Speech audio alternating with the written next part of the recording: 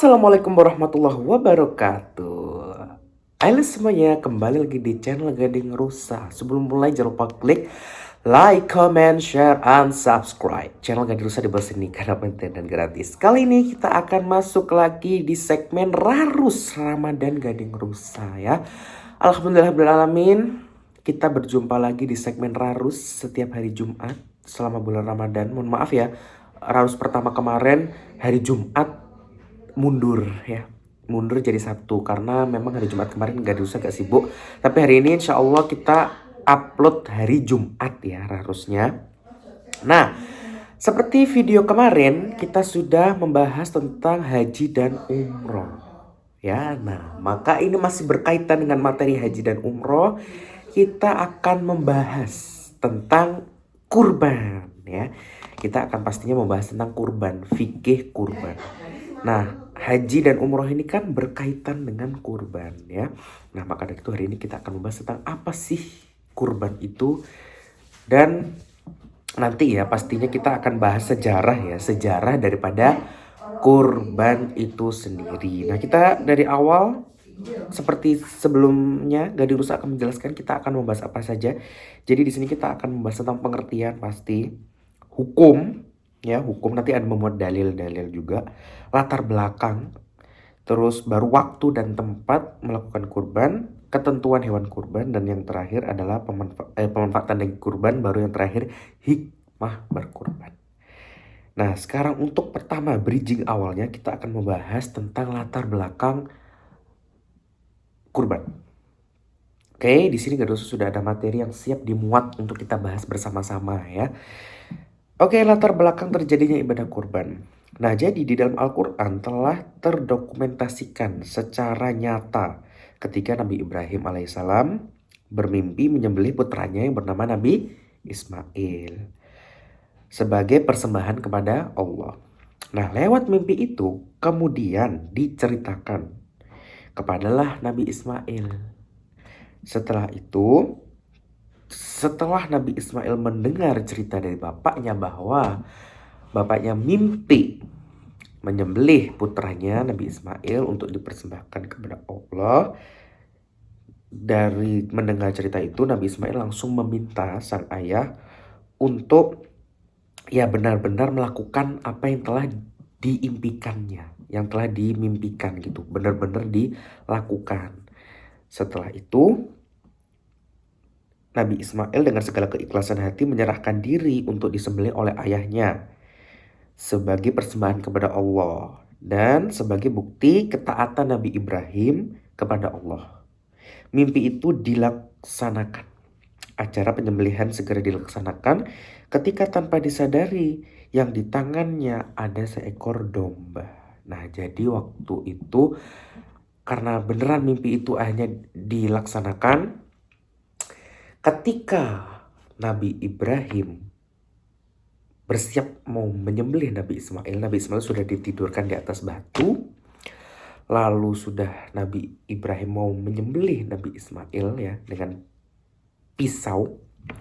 Lalu tiba-tiba Allah menggantikan Nabi Ismail ini dengan seekor domba yang cantik, domba dari surga. Langsung digantikanlah seekor domba.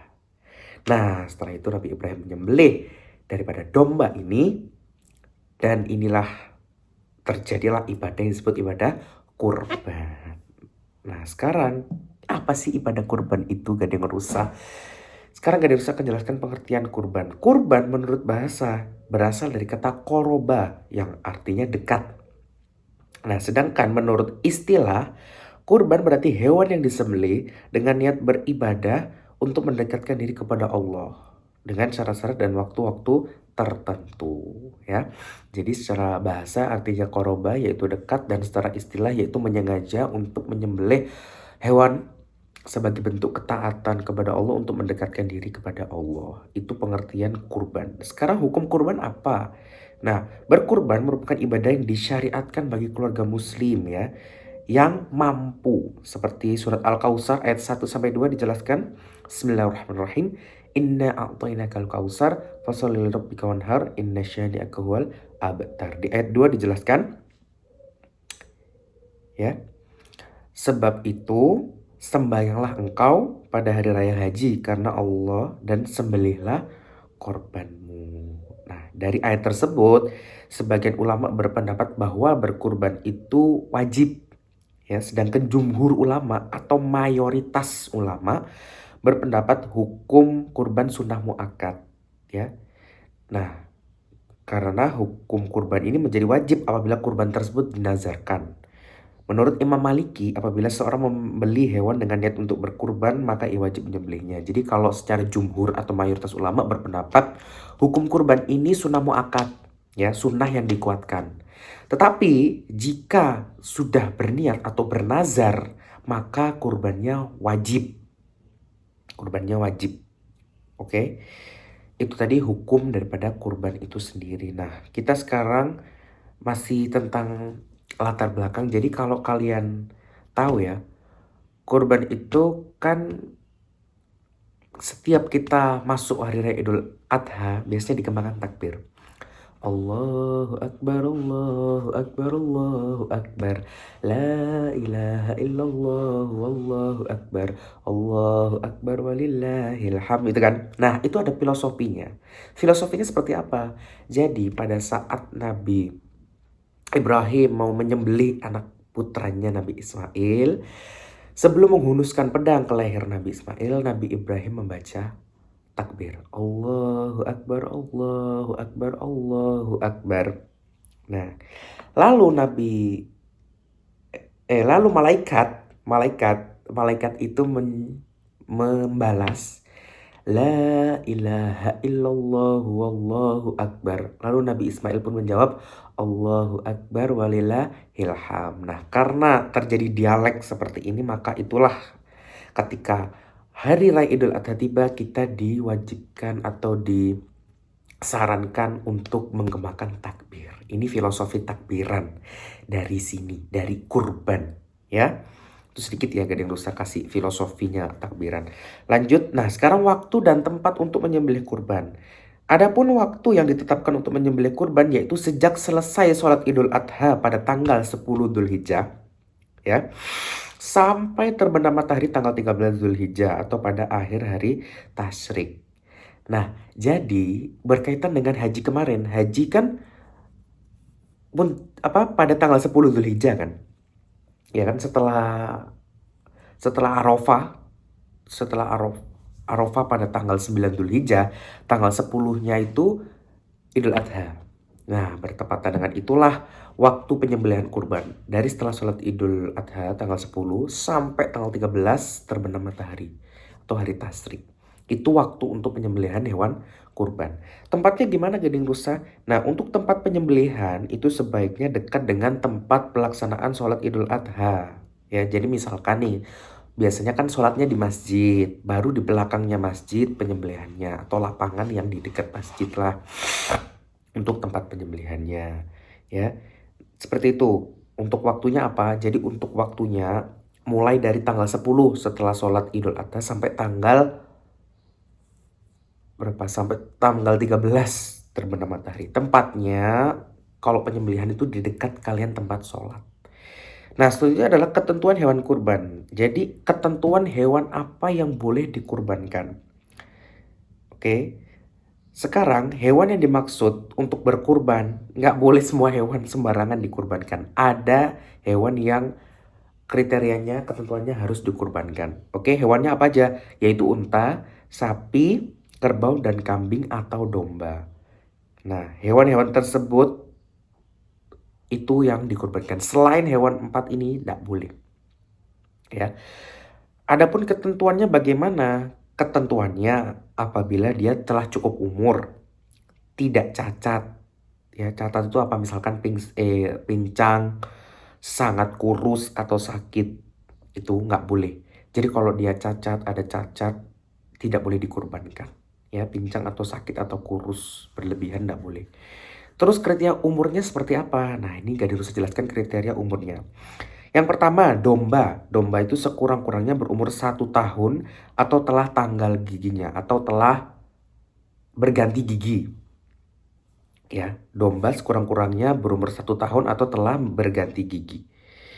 Kalau kambing sama ya, dia biasanya sekurang-kurangnya berumur 1 tahun. Terus kalau unta sekurang-kurangnya berumur 5 tahun. Kalau sapi atau kerbau sekurang-kurangnya berumur 2 tahun. Jadi kalau domba dan kambing itu hampir sama, itu sekurang-kurangnya berumur 1 tahun baru boleh dikorbankan. Kalau unta sekurang-kurangnya berumur 5 tahun. Kalau sapi sekurang-kurangnya berumur 2 tahun. Itu untuk umurnya.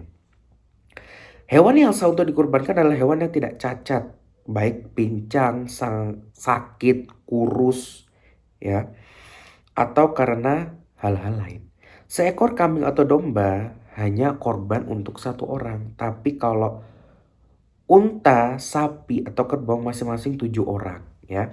Jadi kalau kambing atau domba itu 1 kambing, 1 domba, 1 orang. Tapi kalau kerbau, sapi, unta itu bisa untuk 7 orang patungan seperti itu. Ingat ya, hewannya harus sehat, tidak cacat, tidak kekurangan. Dan untuk umurnya harus pas sesuai seperti yang Gadirusa tadi jelaskan. Untuk sapi, kerbau, kambing, domba, untanya harus sesuai. Terus untuk kriterianya, kambing dan domba hanya untuk 1 orang. Tapi kalau unta, sapi, kerbau 7 orang. Ya, patungan. Sekarang bagaimana cara pemanfaatan daging kurban? Nah, ibadah kurban bertujuan untuk mendekatkan diri kepada Allah dan memperoleh keridhoannya. Selain itu juga ibadah sosial untuk menyantuni orang-orang yang lemah. Adapun untuk pembagian hewan kurban. Jadi setelah kita menyembelih hewan kurban, ada pembagiannya. Pembagiannya bagaimana? Pembagiannya seperti ini. Sepertiga adalah untuk yang berkurban dan keluarganya. Sepertiga untuk fakir miskin, dan sepertiga untuk hadiah kepada masyarakat sekitar atau disimpan agar sewaktu-waktu bisa dimanfaatkan. Jadi pembagiannya sepertiga untuk yang berkurban dan untuk keluarganya, sepertiga untuk fakir miskin, dan sepertiga untuk ya kepada masyarakat lah. Tapi kalau kalian niatnya sebagai nazar, ingat ya, kalau sebagai nazar, seluruh daging kurban wajib diberikan kepada fakir miskin. Tidak boleh ada yang dikonsumsi pribadi. Kalau nazar, seluruh dagingnya wajib diberikan kepada fakir miskin, tidak boleh dikonsumsi secara pribadi. Itu. Ingat ya, kalau kalian berkurban, sepertiga untuk diri sendiri dan keluarga, sepertiga untuk fakir miskin, sepertiga untuk diberikan pada masyarakat. Tapi kalau kalian bernazar, semuanya wajib diberikan kepada fakir miskin. Tuh. Terus sunnah-sunnah dalam menyembelih kurban apa? Nah, pada saat sunnah-sunnah dalam menyembelih kurban adalah yang pertama, membaca basmalah, membaca sholawat, menghadapkan hewan ke arah kiblat, menggulingkan hewan ke arah rusuk kirinya, memotong pada pangkal leher serta memotong urat kiri dan kanan. Ya. Jadi kalau menyembelih hewan itu ketika dia sudah digulingkan dihadapkan arah kiblat, itu langsung memotong kedua saluran. Ya, saluran makan dan saluran pernapasan. Terus membaca takbir, Allahu Akbar, Allahu Akbar. Terus membaca doa sebagaimana yang dibaca oleh Rasulullah, yaitu Allahumma taqabbal min Muhammadin wa ila Muhammadin wa min ummati Muhammad. Ya, membaca doa seperti itu. Lalu orang yang berkurban menyembelih sendiri hewan kurbannya. Jika ia mewakilkan kepada orang lain, ia disunatkan hadir ketika penyembelihan berlangsung. Sunnahnya itu. Terus alatnya itu kalau yang digunakan alat yang tajam, pisau yang tajam, sehingga tidak memberikan rasa sakit penyiksaan kepada hewan kurbannya. Jadi langsung mati dia. Jadi sunnah-sunnahnya seperti itu ya.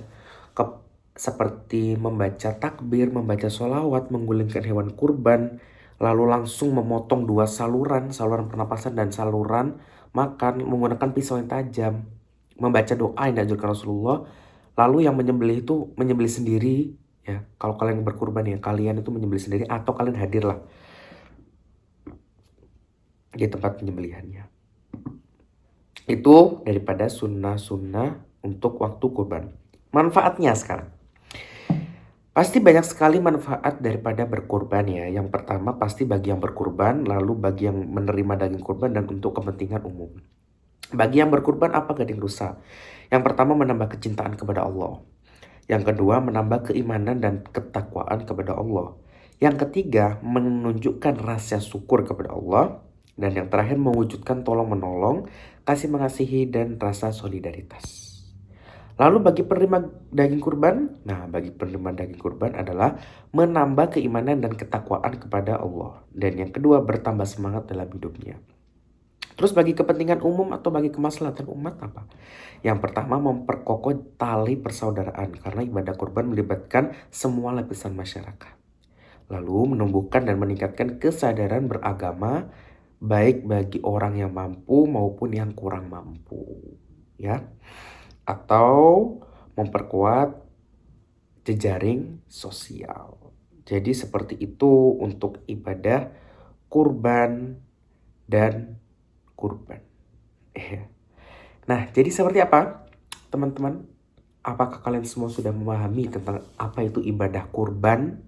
Mulai dari latar belakangnya, dari pengertian hukum, terus dari mulai apa tadi, ketentuan hewannya, ya kan, sunah-sunahnya, hikmahnya, dan waktu dan tempat penyembelihan. Semua kita bahas tuntas di Rarus kali ini.